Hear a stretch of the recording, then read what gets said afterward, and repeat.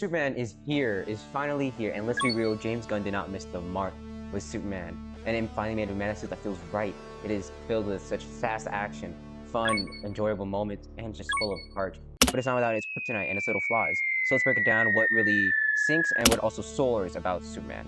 Alright, let's get out of the way what really sinks about Superman. And sometimes it's a little too fast. And you know, I love when Superman flies and I love when he soars, but man, it really it goes a little too fast, you know, and I think we should probably take a minute to breathe a little with some of these moments because, you know, some of these moments need some reflection and some of it needs some lingering. And I don't think some character moments get enough room to breathe. And sometimes that's why it leads to some weird jarring editing because the editing can be a little fast cuts or just a random cut, you know? I feel like you don't get time to linger in a moment and it just feels like they're racing to the finish line here.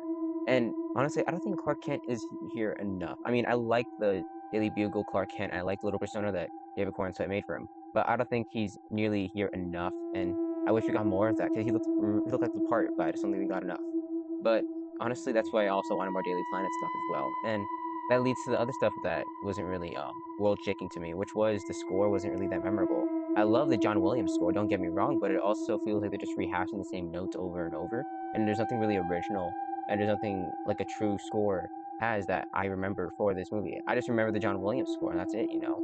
It's not like James Gunn's usual flair where he has soundtracks and he has songs that in the background that work for this. It's just, you know, there's little bits here and there, but nothing too memorable, right? And the final bit that truly kind of bummed me out about this movie is that they told a lot more than showed. You know, that first opening scene where I won't spoil much, but it really tells us, like, it really has in text of what this universe is, how it's like, and all that. You know, I wish we saw that. I wish they showed us a little background, a little flashback or something like that. I'd rather see that than being told to us through some words like PowerPoint presentation. I don't really like that all that much. With all that negative shit out of the way, let's get to the positive stuff that makes Superman soar. And honestly, I believe that tone was actually pitch perfect. You know, I think it works a lot for the character Superman and works with the world of Superman.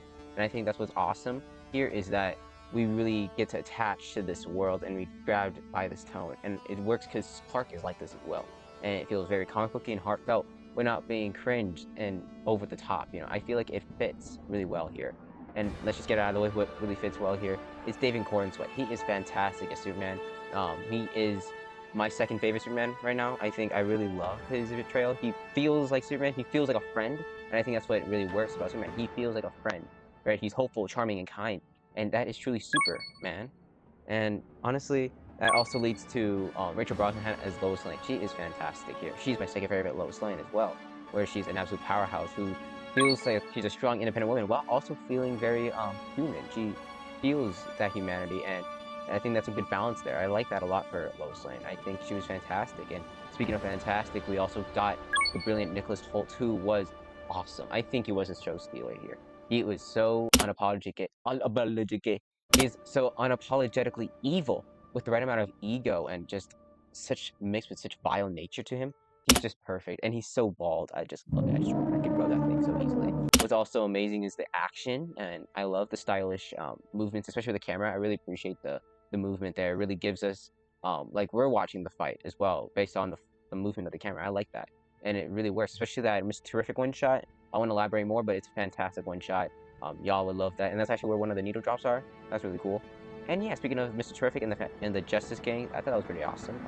I like them. It really built out the world for the DCU, right? Even if some of them needed more fleshing out, like Hawkgirl. I wish we got that, but other than that, I really enjoyed it. I really enjoyed their inclusion. It really built out the universe of the DCU while also not feeling too forced. And I feel like I really enjoyed that twist on Superman's heritage. We don't have to get too more into it, but I just wanted to say it works for me, and it really reminds us that Clark isn't defined by where he's from, but he is defined by what he chooses to be every day. And that's what's awesome about Superman. He is good, and he works to be good every little day.